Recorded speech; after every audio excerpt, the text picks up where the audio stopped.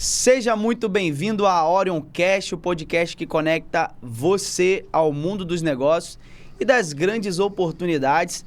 Eu sou Everton Pena, consultor de seguros, e hoje tenho uma honra de conversar com um cara que respira empreendedorismo, né? Inspira também, né?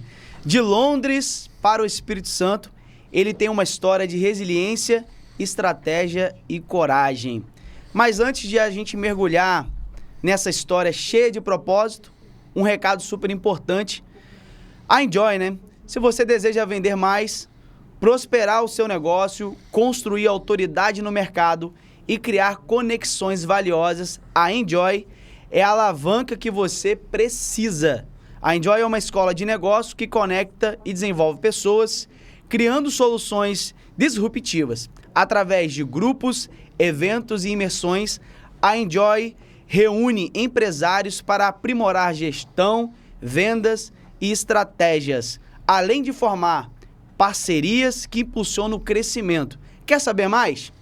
É só clicar no link que vai aparecer aí na tela para você ou escanear o QR Code, porque o CEO da Enjoy, o Vander Miranda, está presenteando você com o livro Máquina de Resultados gratuitamente. Corre lá e aproveita porque esse livro é incrível. Beleza? Agora, sem mais delongas, vamos para a nossa conversa com o homem, Lucas Noé. Lucas, prazer, irmão, estar contigo aqui, prazer, meu irmão. Tá? E muito obrigado por ter aceitado esse convite da gente conversar, entender mais sobre você, quem é o Lucas Noé. E eu já gostaria de começar com essa pergunta. Quem é o Lucas Noé? Conta pra gente aí.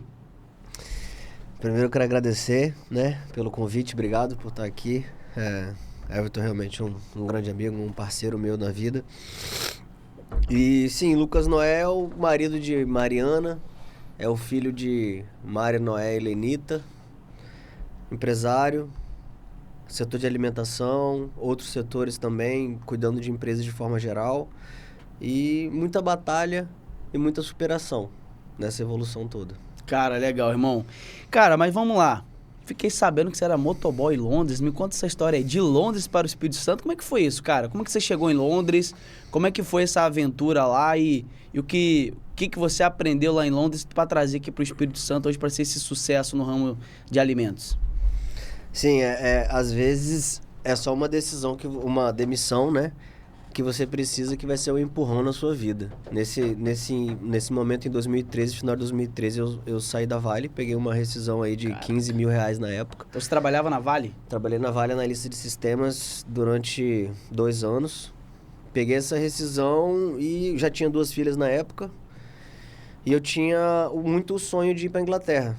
Eu tenho uma tia de criação que mora lá há muito tempo, mais de 30 anos, extremamente bem estabelecida. E ela sempre me chamou, sempre me convidou. E eu, por vários motivos, não fui. Quando eu cheguei nessa oportunidade, eu falei assim, cara... Perguntei pro meu pai, a gente tem direito à cidadania italiana? Ele falou, tem. Só que tem que descobrir aonde que seu avô nasceu, lá em Veneza. Tem que ir lá e tem que achar. Eu falei, pô, não falo italiano. Como é que eu vou descobrir onde que esse cara nasceu, né? Veneza inteira, você imagina? Nossa... E aí, mano, eu peguei todo o dinheiro que eu tinha, comprei passagem, paguei um hostel lá pra dormir com 20 cabeças no mesmo quarto. E no 3º dia rodando na Itália eu achei aonde que era esse cartório. Peguei esse documento, mandei pro Brasil pro meu pai, falei, é esse documento que precisa pra tirar a cidadania? Ele, vamos começar o processo. Falei, beleza, eu vou pra Londres, vou passar 6 meses lá, eu quero ver se é lá mesmo que eu quero morar. Fui pra Londres, fiquei um tempo lá conhecendo a cultura, o clima... o custo de vida, sabe? A rotina, se era isso mesmo que eu tava querendo, né? Porque é uma decisão... Antes de você fazer isso, é uma decisão forte mudar de país. Depois que você mudou a primeira vez, você entende que, né? Tudo aprendizado, é tudo evolução. Então, fui lá, vi que eu gostei, e aí qual que era o processo? Eu precisava de tirar a minha cidadania. E para isso, irmão, 2013, 2014... Cartório não tinha e-mail, não tinha essas coisas assim funcionando bem. Você tinha que ir lá em Minas Gerais, o cartório era dentro da igreja, o padre procurava certidões lá dentro de uma pasta e tal. Caraca. Então era bem assim. Então eu precisei aí de 2014 até 2017, quase 18, para eu terminar toda essa documentação, trazer os do Brasil, manda para Itália, faz apostilamento, essa parte toda. E aí, nesse meio tempo, eu me preparei para posteriormente conseguir mudar para lá, efetivamente. Uma pergunta, por que eu teria que ter a cidadania italiana ali? Facilitava ali para chegar em Londres, para ter o visto, alguma coisa? Cara, essa é uma excelente pergunta, porque e logo quando eu cheguei, eu percebi que eu teria muito mais dificuldade de estudar, trabalhar, morar, sendo um imigrante legal. Entendi. Porque eu não poderia simplesmente chegar numa empresa e falar, me contrata, não dá pra fazer isso. E aí eu não quis fazer por esse caminho também. Né? Nada contra, eu conheço inúmeros brasileiros que estão lá 10 anos, 15 anos, 20 anos e trabalham, vivem, mandam dinheiro pro Brasil. Só que não era esse o meu propósito. Meu propósito não era lá para fazer dinheiro e mandar para cá, eu queria morar lá. Então, Você tinha um sonho de ir para Londres. Perfeito. Legal. Precisava... Quando você chegou em Londres, como que foi esse início em Londres? Você tinha alguém para te recepcionar ali ou você realmente foi com a cara e coragem, apenas com a mochilinha, com a demissão da Vale, rescisão e foi com tudo? Você tinha alguém ali contigo? Parece até que você estava lá, porque você descreveu exatamente como é que eu cheguei lá. Caraca. Eu cheguei lá com uma mochilinha, eu tinha, sei lá, 300, 400 libras no bolso. O dinheiro já tinha ido embora todo porque eu comprei as passagens, paguei o hotel, paguei não sei o quê, e tive que ir pra Itália antes. Então, meu irmão, eu cheguei lá na cara da coragem. A única coisa que eu tinha pesquisado na internet é onde que tinha algum lugar que alugava quarto. E, cara, isso é mó viagem, porque as coisas quando tem que acontecer, acontece, né, Everton? Eu cheguei numa imobiliária lá e comecei a falar um inglês horrível, meu irmão, ruim. Tipo, muito nós vai, nós foi. E, assim, muito ruim. Eu não sabia falar inglês. E aí, naquela batalha ali na frente, tentando falar inglês com a recepcionista, um cara lá de dentro grita bem assim... Bicho, pelo amor de Deus, quem é esse cara que tá falando aí fora? Tá difícil, hein, de ajudar ele. Aí eu falei, pô, um brasileiro? Caramba. Numa imobiliária do nada, no meio de Londres. Eu falei, irmão, se você é brasileiro, vem aqui fora, pelo amor de Deus, que eu tô apanhando aqui. Eu descobri que o cara era daqui da Serra. Olha! E ele tem uma imobiliária lá, agora já mais de 20 anos que ele tem essa imobiliária. Aí, meu irmão, eu já falei, irmão, pelo amor de Deus, eu preciso disso, eu trabalho assim. Ele já arrumou um quarto alugado pra mim numa casa com não sei quantos quartos e tal. E aí as coisas foram começando. Mas bicos só pra pagar o aluguel, pagar a comida, até o tempo de eu ter certeza que era lá que eu queria morar ou não. Cara, que papai do céu direciona as coisas, né, irmão? Chegar lá e encontrar um capixaba lá, irmão. Cara, você acredita? De Serra, lá em Londres, mano, trabalhando em imobiliária, mano. O cara era meu vizinho. É dono de imobiliária lá agora. Cara, muito bom. Mas aí seu primeiro emprego lá foi como motoboy? Foi isso que você começou a fazer lá? Perfeito. Meu primeiro emprego, aí já, né... Anos depois, né? Voltei pro Brasil e tal, mas depois em 2017, quando eu fui para lá de novo, eu já fui com a intenção de trabalhar com entrega, né? Meu documento já tinha saído, eu peguei meu passaporte em 2017 e comecei a trabalhar no delivery, porque o delivery lá, ele é muito rentável. Ele é muito rentável. Caramba. Salário de médico aqui no Brasil, precisa trabalhar lá de segunda a sexta, 9 horas por dia, 10 horas por dia. É escroto. E a flexibilidade. Então, assim, eu precisava de dar uma capitalizada nessa época. Então, eu já fui pra lá, caí nas entregas, comecei a rodar, fui mandando dinheiro pro Brasil, juntando um dinheirinho aqui, pagando minhas contas lá.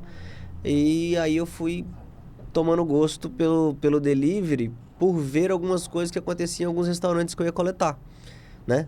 É uma plataforma de delivery igual o iFood aqui no Brasil, para ficar mais fácil, lá se chama Deliveroo. Então, você coleta de vários restaurantes diferentes. Entendi. E a maioria deles é Dark Kitchen. O que seria Dark Kitchen? Dark Kitchen é o conceito de que é um restaurante que ele só é delivery. Ele não tem um salão, ele não tem um garçom, ele não tem um recepcionista, ele não tem nada. Ele tem uma cozinha que produz e uma impressora que sai no comando. Ó, produz isso, produz aquilo, entendeu? Então o motoboy é o carro-chefe para entregar o produto lá. Perfeito. Assim como muitos restaurantes hoje no Brasil precisam da entrega parceira do iFood. O cara consegue produzir, o cara consegue embalar, mas ele não consegue entregar. Cara, pra você ver, você falando sobre isso, Lucas, eu vejo como a gente é um pouco atrasado com as coisas, né? Porque o delivery no Brasil, ele começou a ficar muito em alta depois da pandemia, né? Correto. E lá em Londres já era algo assim, uma realidade absurda, né? O pau quebrava de quina lá, irmão. Era muita entrega. E assim, a nível de comparação, né? Uma entrega que você faz aqui no Brasil, um motoboy do iFood faz uma entrega aí para ganhar em reais, R$9, R$8, R$10. Uma entrega que a gente fazia lá dava R$ 85. 90, R$ 100. Caramba. Né? E Então, você mandava dinheiro pro Brasil nessa época? mandava Você dinheiro pro construía Brasil nessa patrimônio aqui? época, sim. Mas eu mandava dinheiro pro Brasil nessa época para cumprir minhas metas financeiras que eu tinha aqui. Entendi. Porque o meu objetivo era ter minha reserva de financeira em Libra, não em real. Entendi. Eu nunca tive reserva em real. Eu sempre fiquei muito preocupado com câmbio, com, né, volatilidade, essas coisas, governo. Entendi. O custo do Brasil também hoje em dia, né? Custo do Brasil. A gente vai falar um pouco sobre isso mais pra frente. Mas depois que você trabalhou como motoboy ali em Londres, você foi pra qual área em Londres ali? Ficou como o quê? Trabalhando como o quê em Londres? Nesse ano de 2017, eu trabalhei focado simplesmente no delivery. Sim. Entre idas e vindas, eu fui para Londres de 2013 até 2025, eu devo ter ido umas 6 vezes. Caramba. 5 vezes.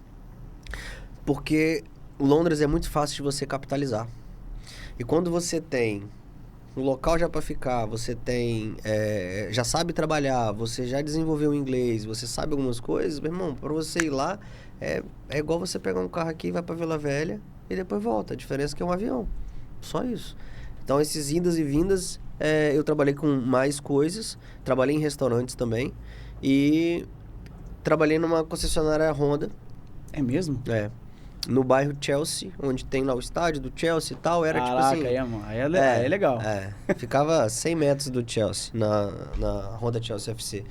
E entrei lá como estoquista, através de uma conexão. Virei vendedor, mas não falava inglês bem, né, Everton? Não falava inglês bem. Não adianta. Você sabia, você ouvia, você entendia, você conseguia ler, mas e na hora de desembolar? Na hora que você falar pro cara que a moto tem não sei quantos quilos de torque e que o acelerador é inteligente, não sai. Não sai. É muita coisa técnica, né? Muita coisa técnica. E eu só peguei esse emprego na Honda porque nesse ano, 2019, eu voltei ao Brasil, casei com a Mariana em 2018. Falei, tô indo aí te buscar. Eu pedi ela em noivado por videochamada. Eu tava na Itália ainda. Falei, nós vamos casar, viu? Você vai comigo pra Londres. Ela, comunicou como assim? de lá mesmo, né? Não, nós vamos pra Londres. Combinei com o meu cunhado pra ele levar um buquê de flor, levar uma carta de não sei o quê. Enfim, tadinha, pedi ela em casamento por videochamada. E ela aceitou, tá comigo até hoje. Graças a Deus que essa mulher entrou na minha vida. Então, eu precisava de tirar o documento dela. Porque ela, apesar de casada... é brasileira, não tem passaporte europeu. E para eu conseguir o passaporte europeu, a residência dela de forma mais fácil, eu precisava de um emprego fixo. Entendi. Para justificar o processo dela, sabe? E aí eu fiquei lá 6 meses na Honda fazendo isso de vendedor. A minha gerente assumiu uma outra loja e falou, cara, você fica aí. Eu falei, pô, eu vou falar o quê com os clientes? Ela, mano, você fica aí. E aí eu fui desenvolvendo essa parte lá. Mas logo depois que eu consegui também aprendi inglês foi na Honda, tá? Na marra. Na marra. É desse jeito que a gente aprende, né, Lucas? Consegui, aprendi e tal. Inclusive, é uma outra coisa que acontece muito, Everton, que é você conhece pessoas que moraram nos Estados Unidos, moram no Canadá, enfim, moram fora há 10 anos, 15 anos, a pessoa não fala inglês. A pessoa não fala inglês. Por quê? Ela está trabalhando em áreas que ela não se comunica. O cara é da construção civil, o cara faz entrega. Irmão, entregador em Londres, ele só precisa falar 1, 2, 3, 4. Que ele vai falar o número da ordem ali e acabou. Ele não tem que conversar mais nada com ninguém. Pega aqui e leva ali. E aí eu tava percebendo também esse limitador. Pro meu crescimento, meu desenvolvimento. Eu falei, pô, bicho, a Honda vai ser... eu vou resolver 2 paradas de uma vez só. E graças a Deus foi isso que aconteceu. Eu percebo, Lucas, que desde o início da sua jornada você é muito estratégico, né? Porque você sair numa posição cômoda, que é você estar empregado, e te falar, irmão, aqui no Espírito Santo, é o sonho de muita gente trabalhar na Vale. Trabalhar na Vale, ter um... E beleza, quem tem esse sonho, eu acho que é um sonho muito bacana. Mas você tava numa situação cômoda, perto da sua família, perto da sua casa, e você abandona tudo que era certo, entre aspas, para viver um sonho em Londres. E, de fato, né, conquistar algo e conquistar coisas grandes. Então, isso são para poucos. Como a gente fala, tem que ter estômago para aguentar esse processo. E você passou por poucas e boas até formar a seu intelecto, o que você tem hoje, o que você apresenta hoje, muito pela pessoa corajosa que você foi. Então, o que eu vejo muitas pessoas reclamando hoje, Lucas, que não tem oportunidade, que é tudo muito difícil, e você, ao invés de se escorar nessas palavras, que é tudo difícil, que ninguém tem oportunidade, você colocou uma mochila nas costas, foi para Londres em busca de um futuro, em busca de construir algo muito maior para sua família e para você mesmo. Então, cara, é uma baita história de sucesso. Mas vamos lá. Depois que você veio de Londres, você entrou no ramo da gastronomia, né? Começou a trabalhar com alimentação. Como é que foi isso, cara? Como é que foi a sua volta para o Brasil? Eu sei que você está nesse momento de transição ainda. Uhum. E como é que foi esse start para trabalhar com alimentos? Isso começou lá no final de 2013 e no começo de 2014. Por quê? Quando eu peguei essa rescisão e fui para Londres, eu fiquei 6 meses lá. Que era o tempo suficiente do dinheiro que eu tinha, porque ia acabar e eu ia ficar com fome.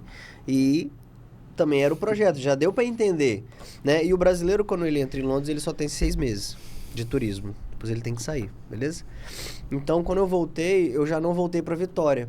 Eu já voltei para Linhares e eu assumi a pizzaria Senhor Orégano, que inclusive está aberta até hoje. Legal. Pracinha do Conceição, muito boa, viu? Prato assinado pelos chefes e tal, muito bom. Então eu assumia o Orégano, né? E foi aí, inclusive, que eu conheci Mariana. Que aí foi quando a minha vida realmente mudou, né? Minha vida foi pra frente depois da Mariana te segurou no Brasil. Ela me segurou no Brasil. Eu gosto de pensar que a Mariana, ela não é o combustível pro meu foguete, não. A Mariana, ela é a base de lançamento do foguete. Caraca. Porque é ela que me segura, ela que me apoia e ela que me direciona para que lado que eu tenho que ir. Pô, legal. Aí ela só solta e fala, vai, seu maluco. Eu vou lambendo e fazendo tudo que tem que fazer, entendeu? Legal. Então eu cheguei e assumi essa pizzaria lá em Linhares. Fiquei 1 ano nessa pizzaria e foi quando eu e Mariana começou a se relacionar e tal. Depois disso, voltei para Vitória. Dei um pause na questão de restaurante. E aí aqui em Vitória você estava fazendo o que aqui em Vitória quando você voltou para cá? Quando eu cheguei em Vitória, eu tinha R$4.000. Literalmente eu tinha R$4.000, era o dinheiro que eu tinha. Eu achei um quiosque para vender ali na Reta da Penha, quiosque em shopping. Falei, pô, maneiro, quanto que é o quiosque? 2 contos. Eu falei, demorou, vou ficar com esse quiosque. Aí eu fui lá no shopping Norte Sul, chamei meu pai e falei, pai, você conhece o cara do Norte Sul? Conheço, vamos lá conversar com ele? Vão. Eu quero alugar um lugar lá pra eu botar esse quiosque. Mas você vai fazer o que lá? Meu irmão, vou vender celular, vou consertar iPhone. E vambora então, vou lá te ajudar. Meu pai conseguiu fechar com o cara R$1.000 por mês. 2.000 eu gastei no quiosque, R$1.000 foi do aluguel e eu tinha R$1.000 pra comprar capinha, película, esse trem. Caraca. E foi o que eu fiz, irmão. Aí eu abri uma loja lá no shopping e trabalhava de 10 às 10, domingo a domingo. Meu irmão, o espírito empreendedor realmente pulsava na sua veia, né? Você não conseguia parar de pensar em negócio, de montar empresa. E o que eu acho muito bacana, a gente vai explorar um pouco isso aqui ainda, é que você gosta de começar as coisas do zero e fazer as coisas dar certo, né? Então você fez esse quiosque hoje, fez o quiosque até hoje existe, né? 6 meses depois já tinha virado uma loja. Caraca. Em 6 meses tinha virado uma loja entre o cinema e a Americanas. e assim, inclusive tá aberto até hoje. Foi um negócio sensacional, assim, eu entrei junto com meu pai ali, foi muito bom pra gente. E nesse período aí eu fiquei até 2017. Bacana, irmão. Mas vamos lá. Depois disso você começou a trabalhar, de fato, empreender com gastronomia, né? Comecei a trabalhar e empreender com gastronomia a partir de 2021.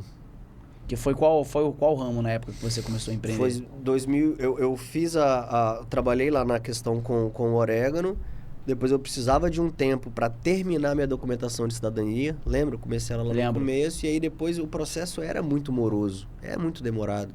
Então eu só consegui pegar meu passaporte em 2017. E aí, pum, fui pra Inglaterra de novo, já pensando de novo nas Dark Kitchen, já pensando nos movimentos lá. E como eu precisava capitalizar, eu fui pra lá justamente pra fazer o quê? Entrega. Eu passava o dia dentro de restaurante. Caramba, legal. Eu ia coletar, eu não chegava lá, pegava e ia embora. Eu entrava lá, eu ficava olhando, eu entendia a linha de produção, eu entendia quem mandava, quem não mandava, onde ficava o estoque. Eu sempre fui curioso pra essas coisas. E voltei, e aí em 2021 eu abri o Sakura. Que legal, cara. E o Sakura foi em Vitória que você abriu? O Sakura eu abri em Linhares. Um restaurante, inclusive, está aberto até hoje também. Pô, legal, cara. Sensacional o restaurante. Eu trabalhei com uma pessoa muito talentosa lá na época e o serviu de base para mim realmente entender uma operação de comida oriental por dentro. Tá ali envolvido em todos os processos, né? Então a gente fez uma sociedade, eu entrei com a parte da gestão empresarial, entrei com a parte administrativa e capital, né? E ele entrou com todo o vasto conhecimento e talento que ele tem. Eu aprendi muito com esse rapaz. E em 6 meses de operação aberta, eu peguei a operação do zero. Não tinha nada, não tinha marca, não tinha nada. A gente criou a marca, inaugurou, botou para faturar. E depois de 6 meses de empresa, eu vendi a minha parte dessa empresa por 5, 6 vezes o valor que eu tinha investido. Que top. Aí, então, assim, além do faturamento que a gente teve pro Labore nesses 6 meses, eu consegui dar essa alavancada também. Em 6 meses? 6 meses. Você vendeu 6 vezes mais do que você 6 iniciou? meses, Caraca. Top. A gente tá falando do que você iniciou uma empresa aqui em Vitória de celular, capinha de celular, e até hoje ela existe. Tá falando de uma empresa que você abriu em Linhares, que até hoje existe. Cara, pelo amor de Deus, você vem montando um negócio e os negócios vêm continuando de pé, mesmo sem você estar nele. Eu acho que isso diz muito da cultura que você deixa no negócio. Né? Não é simplesmente montar, mas é colocar um DNA. Tem muitas pessoas, Lucas, que eu vejo que são pessoas que vão para o mercado, mas não sabem o que estão fazendo, de fato, né? E pela sua história que você vem contando aqui, eu conheço, você abre um negócio, você coloca o seu DNA naquele negócio e o negócio prospera para a vida toda. Então, do quiosque de celular até hoje ele existe, uma loja. De uma loja de comida japonesa até hoje existe. Claro. E hoje, irmão, hoje você está criando um império aqui em Vitória, né? Conta mais sobre o seu negócio hoje. O que você está empreendendo?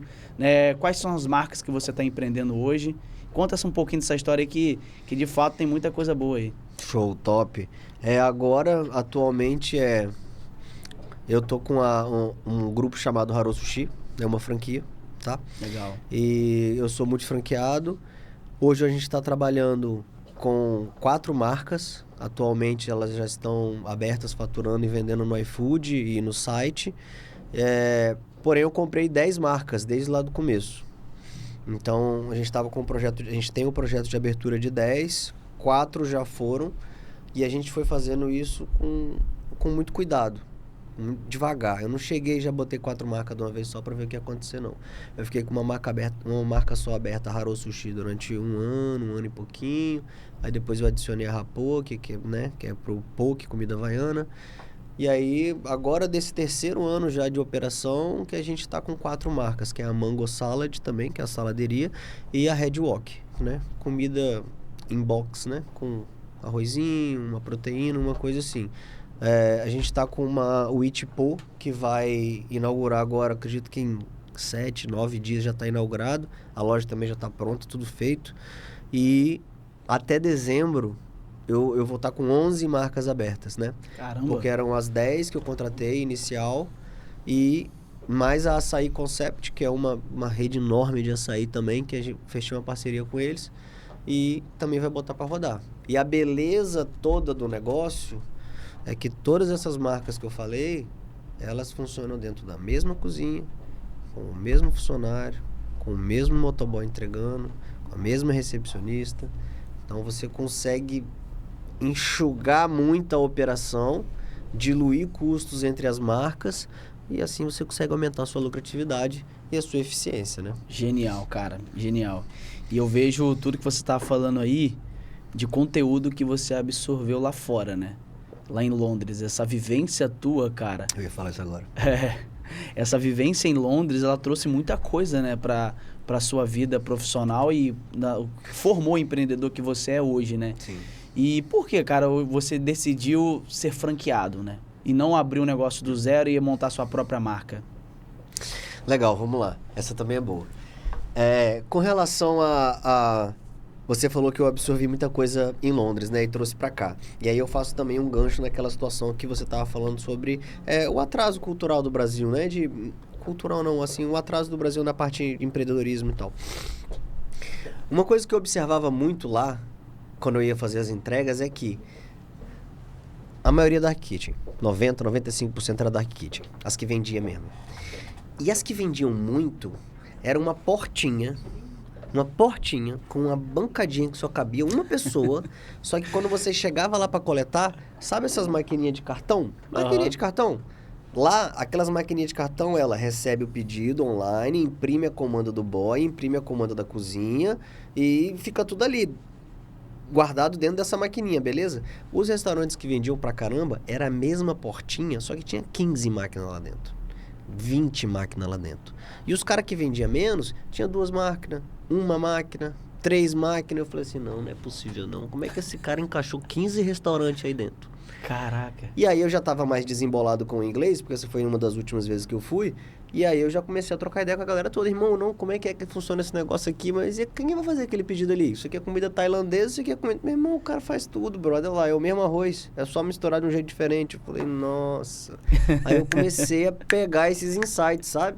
E principalmente, cara, se eu trabalhava numa empresa de delivery, a gente entendeu realmente, na prática, a importância de um serviço rápido, uma embalagem muito bem feita, sabe? Um cardápio muito bem feito, porque é o que chama a atenção na hora do delivery. Então, eu trabalhei efetivamente num país de primeiro mundo, focado em delivery, e eu peguei todo esse conhecimento e trouxe para cá. Então, respondendo a sua pergunta, por que você abriu franquia? Porque eu estava caçando uma franquia que tivesse mais marcas. Primeira coisa.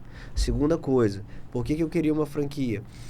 Porque eu tinha passado por uma experiência no primeiro restaurante, no Sakura, que a falta de processos atrapalhava demais a operação. Que legal. E era extremamente rentável sem os processos.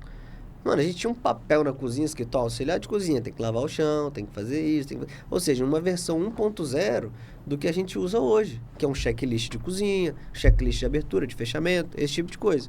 Então foi tudo contribuindo para eu chegar nesse momento que eu tô agora, juntando informações, aprendendo. Acredito que até para você adquirir mais know-how ainda, né? Você entrar hoje no processo já validado, né? Que é a Haro, no caso, que hoje você tem todas as marcas dentro da sua cozinha, e você ainda acabou absorvendo mais informação de como é realmente um processo dentro de uma franquia e ganhando expertise em cima disso, cara. Hoje, irmão, você só vende pelo iFood, né? Eu vendo também pelo site, mas 95% das minhas vendas são iFood. E hoje o iFood tem muita coisa ali inexplorada, né, cara? A gente vê que eu converso com alguns empresários nessa área de alimentos e falo, Everton, tem muita coisa ali que eu não entendo.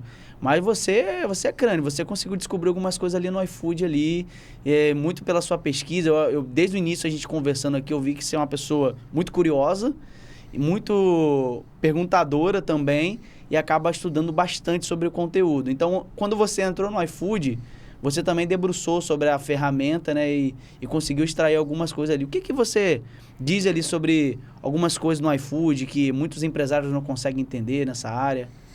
Eu acredito que o iFood ele é uma excelente ferramenta de marketing e de venda. Assim, você quer que o seu restaurante apareça, ou qualquer produto que você venda alimentício, você quer que apareça, coloca no iFood. Mas no iFood é caro, a comissão é alta, isso e aquilo.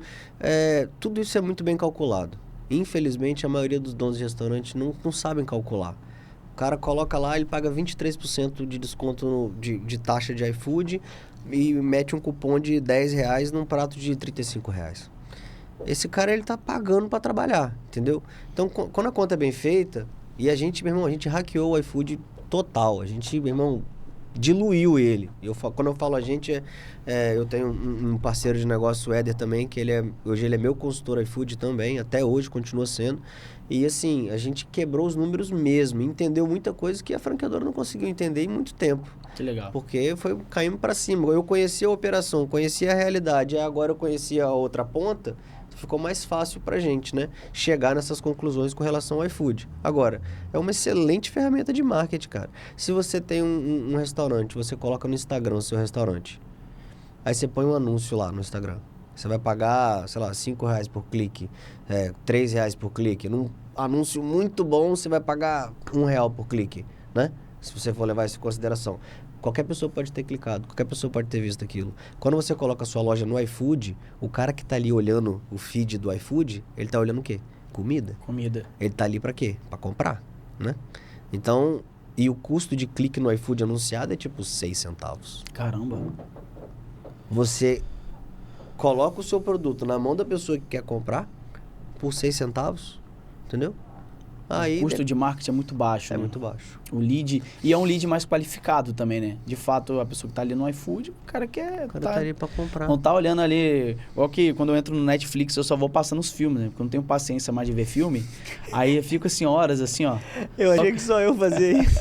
Você, eu acho que toda a população brasileira. Caraca. Entra na Netflix, só fica clicando assim, ó. O que você vai assistir hoje? Nada, só tô olhando aqui. Tô olhando. Mas Ficou o cara uma hora que... olhando. Meu irmão, quando eu entro no iFood, eu compro, cara. Vai por mim. É. Ainda mais que... Eu não tô nem com fome, mas você começa a olhar ali e fica... Caramba, mano, nossa, barato aqui um cupom, nossa, tal. Daqui a pouco você já comprou e esquece, tá chegando. Tem a facilidade. Eu acho que essa facilidade do iFood, né? A gente falando dessa ferramenta sensacional que tem no Brasil, mas essa facilidade de você dar alguns cliques e o produto chegar na sua casa, cara, isso aí é sensacional. E a gente tava até falando sobre isso, né? Em Londres isso já acontece há muito tempo. No Brasil demorou um pouco nisso virar cultura brasileira. Ainda tem muito mercado ainda para desbravar, né, Lucas? Sim, sim. Inclusive em Londres, você falou, né, em poucos cliques eu já peço a minha comida. Isso é muito importante que você falou, porque inclusive em Londres, nessa época, no aplicativo da Deliveroo, irmão, literalmente com 3 cliques o pedido já estava finalizado. Então você escolheu a loja, é o primeiro clique, pum. Escolheu o item, o segundo clique, o terceiro item é pagar. E acabou. E o iFood aqui, ele já tinha uma outra pegada. Você quer adicional? Se você não quer adicional, você quer adicional refrigerante? Meu irmão, no 5º passo o cara já saiu. Cara, legal. O cara tá com fome, ele quer comer rápido. Então, assim, isso foi mais uma das coisas que a gente também foi observando de lá e trazendo pra cá. Bacana. E hoje, sua empresa já tem quanto tempo de funcionamento? A gente tá com 3 anos, 16 de junho de 2022, né? Vai fazer 3 anos agora. Bacana. Então, Lucas, pro cara entender, de fato, como trabalhar no iFood, não é simplesmente colocar um restaurante ali dentro, né? Você tem que entender muita coisa, né? Tem. E tem que ser especialista nisso. Não adianta ser aventureiro que você vai comer mosca ali uma hora ou Você vai outra. bater cabeça um ano, é certo, assim, é o normal do mercado. O cara que não entende como é que funciona o iFood e tal, ou é recente na plataforma, o primeiro ano é muito prejuízo. É prejuízo realmente, entendeu? Você consegue se posicionar, mas você não sabe, você não entende exatamente quais são as porcentagens que são cobradas de você. Mas lá tá dizendo que é 13%. Beleza, mas tem 1,7% da transação, mais 3,49% do cartão, mais... E quando você coloca no papel, meu irmão, você tá entregando 28% pro iFood e você não sabe nem seu CMV. Você não sabe nem se você pode entregar 28% do iFood, entendeu? Caramba. Isso aí que traz aquela sensação, Everton, que a gente tá acostumado a ver. Do cara fala, meu irmão, eu vendo, eu faturo 10 milhões. E eu não vejo dinheiro.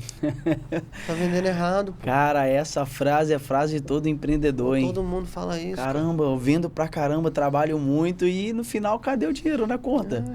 E assim, uma das coisas que eu já tô acostumado a conversar com empresários, o cara chega pra mim começando a conversa com o faturamento, eu com toda a delicadeza do mundo, né, eu já começo falando também. Eu falo, pra mim faturamento é ego, né?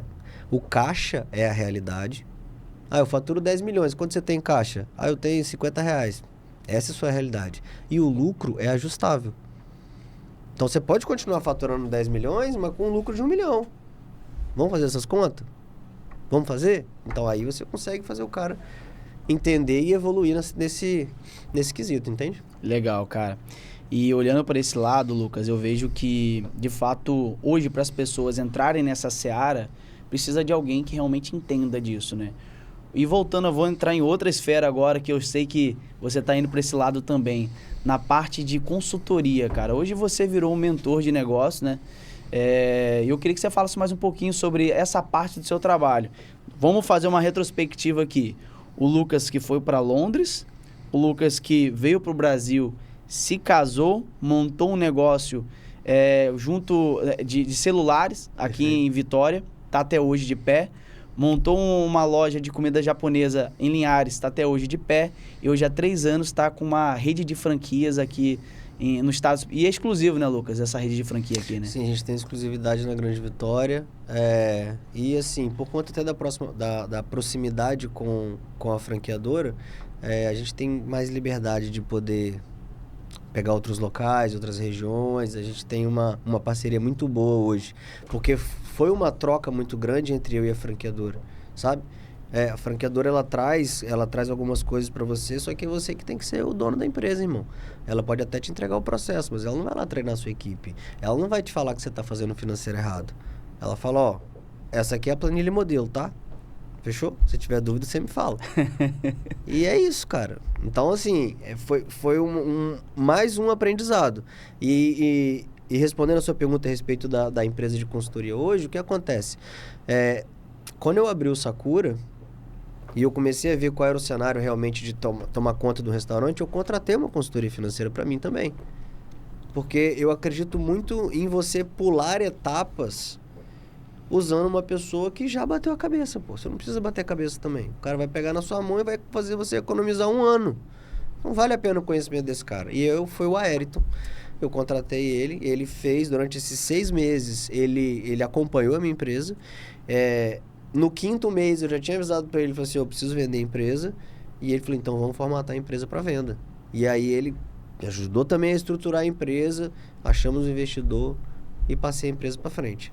Depois disso, não tinha mais com o restaurante, não estava na consultoria com o Ayrton. E recentemente, 2024 para 2025, o meu contador, Rafael, me levava para os lugares, às vezes em Linhares, bicho, vamos ali no restaurante fulano, vamos visitar aquilo ali, vamos fazer aquilo ali.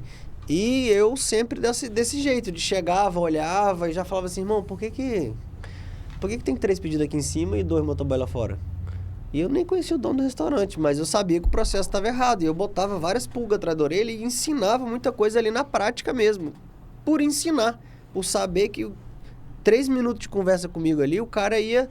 Porra, tá tomando prejuízo o mês inteiro, ninguém falou isso pra ele, sabe? Esse tipo de coisa. Layout de cozinha, coifa perto de geladeira. Tem uns zilhão de coisas a respeito de restaurante que fazem você economizar muito dinheiro, tá ligado? Às vezes o cara fica ali brigando com plataforma. Porra, a plataforma era 12%, agora é 15%. Mano, esses 2% você tira com NCM correto, ou seja, a nomenclatura do produto correto, você cria um combo, você faz McDonald's da vida, essa galera toda trabalha em cima disso. Então, existem várias formas de você tirar esses 2% também de outra forma. E o Rafael, quando ele me levava nos lugares para conversar, ele sempre falava, mano, pelo amor de Deus, como é que você não cobra para fazer o que você faz? Eu falei, eu vou cobrar por quê, Rafael? O cara tá morrendo aqui, vamos ajudar o cara.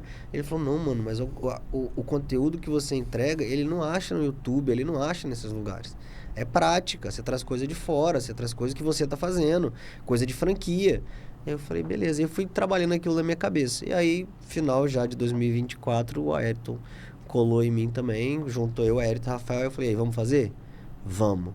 E aí, meu amigo, dali pra frente foi, graças a Deus, só sucesso, a empresa entrando e cumprindo, na verdade, o nosso propósito, né? Porque a gente iniciou esse projeto com o propósito de continuar fazendo aquilo que eu fazia nos restaurantes. Desenvolver a pessoa. Caramba, legal. Ajudar, cara. Sabe?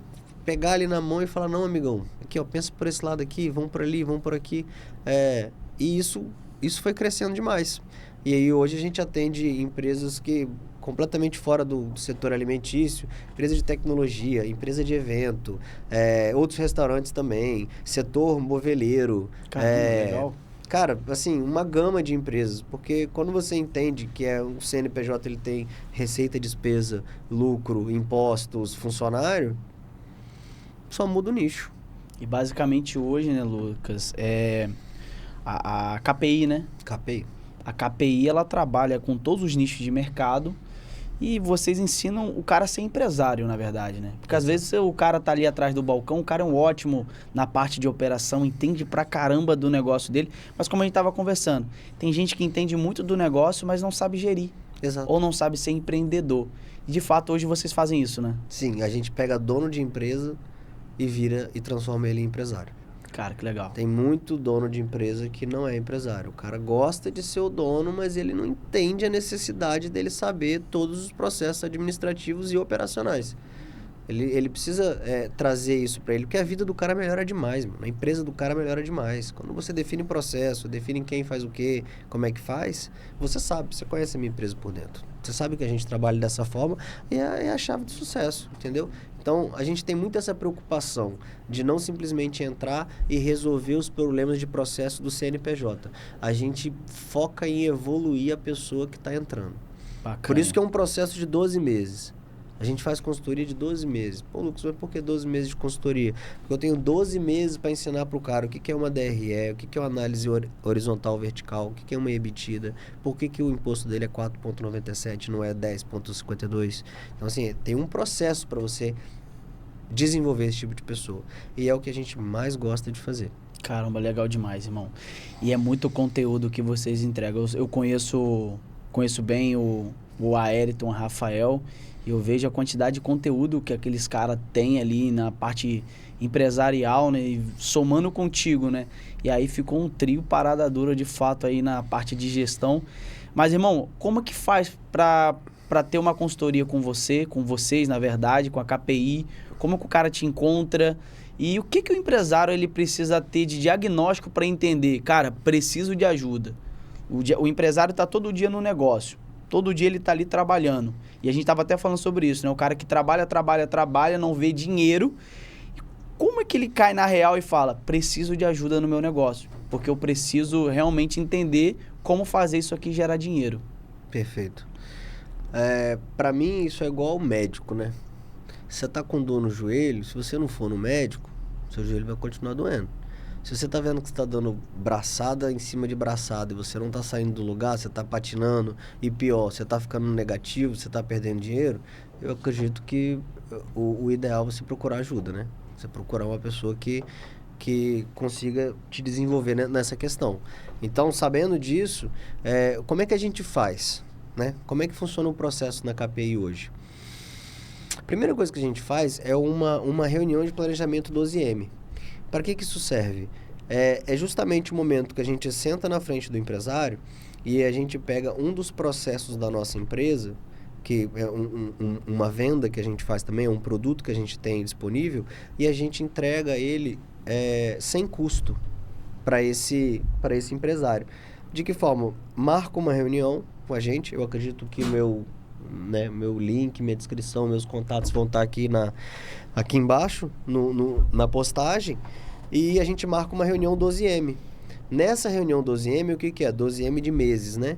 Então, a gente já pega e faz um projetado de 1 ano de conta para pagar e 1 ano de conta para receber desse empresário, né? Então, ele senta com a gente ali, uma reunião de 1 hora, 1 hora e meia, ele traz alguns números, a gente olha a empresa inteira e já entrega para ele o quê? A viabilidade econômica. O que é isso? Baseado no que você está me falando aqui, o custo que você tem, a venda que você tem, a sua empresa é viável ou ela não é viável? Normalmente as empresas são viáveis. Só é questão de ajustar. Poxa, você está gastando mais que 3% com aluguel? Então, peraí. Então, a gente aumenta o faturamento ou a gente diminui o aluguel.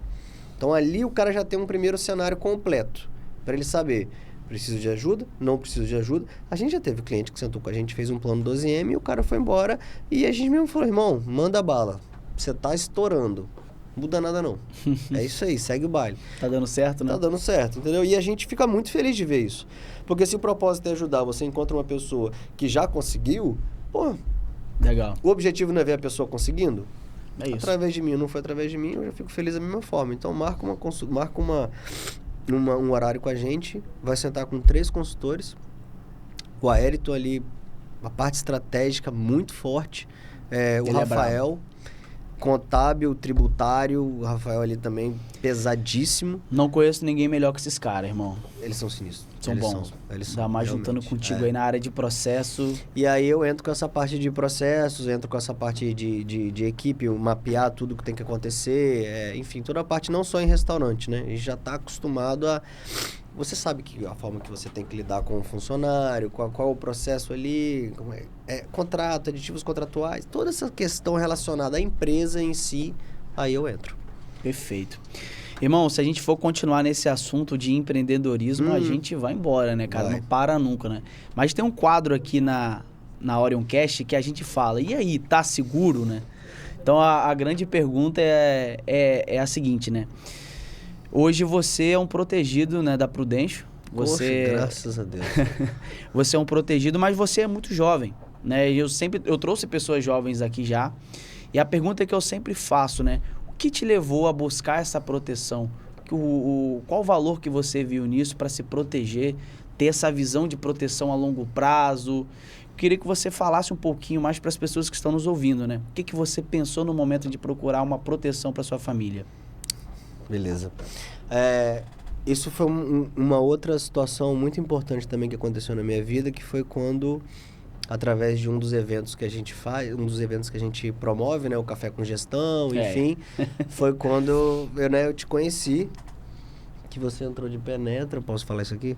Pode falar que eu entrei de penetra. Entrou de penetra, do nada, assim, um perguntando pro outro, alguém conhece aquele cara ali? Não conheço, não. Você que chamou? Não foi eu que chamei, não. Mas como é que esse cara tá fazendo aqui, irmão? E aí, do nada, ele pega o microfone. Não, eu sou supervisor da Americanas, eu faço... E todo mundo falou assim, meu Deus, ele tá no lugar errado, tadinho. E aí, a gente foi conversar, a gente descobriu que você veio através de um outro convidado e tal, enfim, daí que surgiu a conversa. E, cara, realmente, quando você me apresentou o projeto da Prudential, para mim fez muito, muito, muito sentido, porque das fases da minha vida, eu tô na fase de acumular. Porque, né, 37 anos ali, eu preciso construir um patrimônio, assim... São 3 filhas, né? Então, eu preciso construir um bom patrimônio, eu preciso ter isso, né, assegurado para elas. E a Prudential, ela tá sendo o meu backup, né? Ela que tá me segurando até eu acumular esse patrimônio e entender que no momento vai ser um outro produto para mim que vai me atender melhor, sabe? Cara, legal. Então, assim, hoje eu fico, graças a Deus, eu fico tranquilo que eu sei que se der qualquer zica, tá todo mundo bem lá em casa. Que bom, irmão. Só pro pessoal aí não foi, cara, que negócio de penetra esse daí, o Everton tá entrando. A nossa história foi muito louca, irmão. E eu lembro como se fosse hoje, ó, o contato com o Lucas foi da seguinte forma, eu tava na Enseada do Suá, e para quem tá vendo em outro lugar, ali mais pro centro de Vitória, ali bem distante de Jardim Camburi, que é um bairro aqui de Vitória. E um amigo falou, Everton, tem um café com um monte de empresários aqui. Isso já era 10 horas. Às 10 horas, cara, eu tava no escritório na hora, eu falei assim, cara, segura aí que eu vou dar um pulo agora aí pra eu tá me conectando com essa galera. E quando eu cheguei naquele café, eu olhei assim, várias pessoas em roda, sentado, né? Aí o Lucas abriu a porta pra mim, falou, cara, entra aí e tal. O cara olhou estranho assim, quem é esse cara, mano? Quem convidou? E aí depois que eu fui entender que era um evento fechado. Não era pra qualquer um, né? Mas eu entendo, irmão, que tem coisas que a gente não vai conseguir explicar, cara. Eu ter ido naquele evento, ter me conectado com você, faz parte de um processo na minha vida também. E eu fico muito honrado em poder proteger sua família, ser esse guardião junto com a Prudential para proteger a sua família. E eu tenho certeza, cara, que você tomou uma das escolhas muito importantes do seu negócio, né? Porque a gente tá falando de família, mas quando a gente conversou sobre isso, a gente falou também sobre gerenciamento de risco para o seu próprio negócio, Perfeito, né? perfeito. E hoje o que você entende nessa questão da proteção para o gerenciamento de risco para o seu negócio? Cara, é essencial, né? Não é que é importante, não. É essencial mesmo. Porque mesmo comigo não estando dentro da operação hoje dos restaurantes, né? A gente tem gerente, supervisor, né? As pessoas que tomam conta. Quem toca o negócio em si sou eu. Eu sou a gestão, né? Ali o administrativo, o financeiro. Só não sou mais o operacional. E se em qualquer momento eu adoeço, eu tenho que ficar de cama, perco a voz, qualquer coisa dessa acontece, quem que vai tocar a minha empresa? Né? Eu ainda não... o Grupo Harô não está nesse patamar ainda de eu já completamente terceirizar a empresa e não me envolver mais. Então, é difícil até dizer quanto que eu pagaria de salário para uma pessoa fazer o que eu faço, né? Tocar realmente a empresa. E a Prudential, ela trouxe essa segurança tanto para minha empresa quanto para minha casa. Legal. Porque eu sei que, meu irmão, precisou internar, precisou não sei o quê. Eu tenho, sei lá, acho que 15 mil reais por mês para pagar o salário de alguém. Então, assim, durante 2 anos e não sei quanto tempo. Eu acho que dá para eu recuperar de uma gripe em 2 anos, né? Tomara, né? Inclusive, então, isso me trouxe muita segurança e trouxe muita segurança pro meu negócio. Porque até... Isso, inclusive, eu até falei com meus funcionários e para eles ficaram maravilhados. Porque eles sabiam assim, eles sempre tiveram essa impressão de que se o Lucas parar, o restaurante para. E não era uma impressão, é uma verdade. E aí, depois que eles sabem que se eu parar, vai vir outra pessoa para continuar dando conta, isso traz conforto para eles também. Sabe que o emprego deles está garantido, muda até o clima dentro da empresa que o pessoal fica mais tranquilo. Então, essa parte, Lucas, não é somente gerenciar risco, mas também, vamos botar assim, você tem uma responsabilidade social muito grande hoje, né? Que você está empregando hoje pessoas. E essas pessoas têm famílias, têm filhos, têm uma casa para sustentar. E você precisa trazer, de fato, esse alimento, esse pão de cada dia para essas famílias. E hoje a Prudential te ajuda a gerenciar numa situação de imprevisto, né? Então, bacana, cara, bacana a sua história. Eu acho que, de fato, você hoje se tornou um mentor na sua área de processo, de restaurante, não só de restaurante, mas em outras áreas que você está pegando. E eu tenho certeza que pessoas que se conectarem contigo vão abrir aí um leque de informação, de gerenciamento, de processo para o negócio dele. Parabéns por toda a sua história. E aí nós vamos para o final. Infelizmente nós estamos acabando aqui, mas dava para mais 2 horas aqui de podcast, tranquilo, tem assunto com força. Mas vamos lá. Que recado hoje você deixaria, irmão, para quem quer empreender e que tem pouca grana? O cara quer entrar no negócio, quer sair ali do CLT, quer começar a viver uma vida de empreendedorismo. Qual o recado que você dá para esse cara hoje, para essa pessoa, para esse homem, para essa mulher, enfim, para esse jovem? Tem uma frase que diz bem assim, se der medo, você vai com medo mesmo, entendeu? E a verdade é essa. Só você tem o poder de mudar a sua situação, ninguém mais, né? Sei que você nasceu aí, que recebeu uma herança, enfim, seja lá o que for, você teve um up financeiro, isso também não te transforma num gestor financeiro, né? Então, é você que faz o que vai acontecer. Então, levando por esse lado, eu acho que o primeiro é tomar coragem para fazer o que tem que fazer. O segundo é ter certeza de que você está fazendo isso e não vai sacrificar nada do lado, né? Você não pode arriscar tudo. Eu arrisquei bastante na minha época e depois que eu fui aprender a não arriscar. Então, o se tornar empresário, se tornar uma pessoa de sucesso, ou então chegar no ponto que você quer chegar, tem muito mais a ver com as coisas que você passa no meio do caminho, que é o que a gente conversou aqui até agora, né? O Lucas hoje que trabalha com alimentação, restaurante, consultoria, esse tipo de coisa, é o Lucas que começou fazendo entrega para esses restaurantes. Na neve, na chuva, entendeu? Caramba. Então, respeitar o processo. E, de verdade, se você tem pessoas ao seu redor que podem te trazer conhecimento que vai economizar tempo na sua vida, desse crescimento, busque essas ajudas. Porque eu fui muito ajudado pelo Ayrton lá atrás, ele que abriu meu conceito a respeito de gestão, e assim como já fiz outras mentorias a respeito de outras coisas, e eu acredito muito nesse processo. Pegar alguém que já sabe, que já chegou lá, né? Você tem que pegar alguém que já venceu, já virou a chave. Legal. Essa pessoa te ensina a chegar lá. Bacana, cara. E é isso daí. Que aula do Lucas aqui, aula de empreendedorismo. Lucas, muito obrigado, irmão, por ter compartilhado a tua história conosco, por ter a sua disponibilidade de estar aqui. Eu sei que você é empresário, é uma correria. Eu sei que é difícil marcar um horário contigo, me sinto muito honrado pela tua presença aqui. E você que vai assistir esse episódio aí da Orioncast, marca lá o @ do Lucas Noé no Instagram, Orioncast. Tamo junto, até a próxima. Valeu, meu Valeu, irmão. Obrigado demais.